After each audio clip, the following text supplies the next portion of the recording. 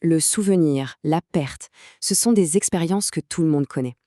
Mais et si l'absence était en fait une autre forme de présence? Et si la séparation, ce n'était pas vraiment une fin, mais une autre manière de se connecter? Peut-être même une manière plus profonde. Alors, creusons un peu cette idée. La question qui va nous servir de guide, c'est celle-ci. Comment est-ce que la séparation peut se transformer en union? Ça a l'air complètement paradoxal, pas vrai?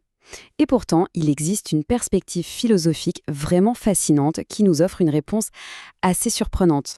Pour bien saisir ce paradoxe, il faut se tourner vers une tradition où le souvenir, ce n'est pas juste se rappeler du passé, c'est un véritable acte spirituel.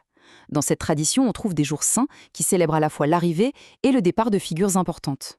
Et là, on touche à un point vraiment essentiel. Dans la tradition Vaishnava, ces deux moments, l'apparition, donc la présence physique, et la disparition, sont vus comme ayant la même importance. Les deux sont décrits comme sacrés, de bon augure, bénéfiques.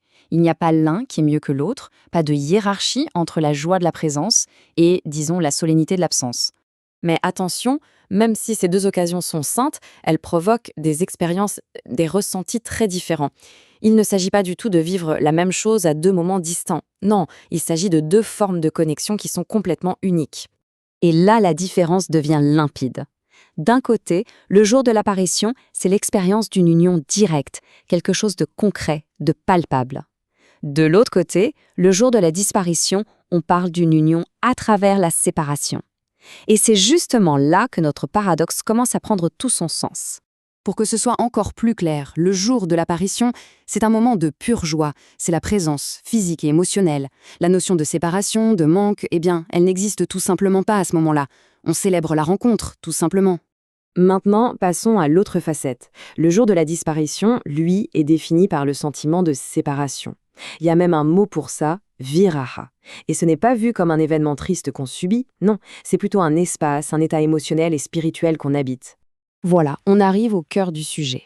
Comment ce sentiment de séparation, ce fameux virara, peut devenir un moteur de connexion aussi puissant? C'est tout le mécanisme de ce qu'on appelle l'union dans la séparation. Le terme qui décrit ça, c'est Biraem Ilan Moatiti.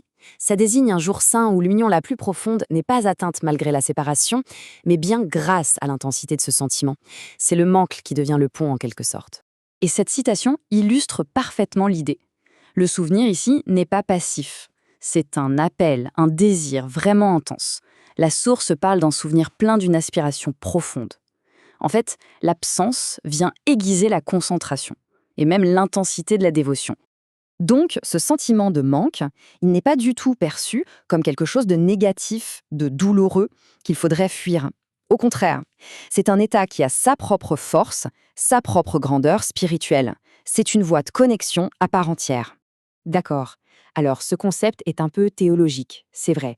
Mais comment est-ce que cette idée peut résonner avec l'expérience de chacun? Comment peut-elle éclairer notre propre rapport à la mémoire, à l'amour et même au deuil? En fait, si on adopte cette perspective, ça peut changer complètement notre façon de voir le souvenir. Se souvenir de quelqu'un ou de quelque chose, ça ne serait plus juste un acte de nostalgie, un simple regard en arrière.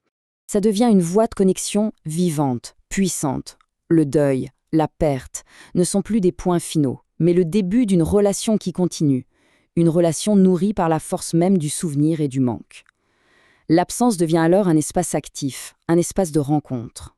Et tout ça, ça nous amène à une dernière question. Nos souvenirs sont-ils juste des archives du passé, des portes closes sur ce qui a été, ou pourrait-il être, comme cette philosophie le suggère, une toute nouvelle voie, un chemin puissant pour garder et même approfondir nos liens les plus précieux?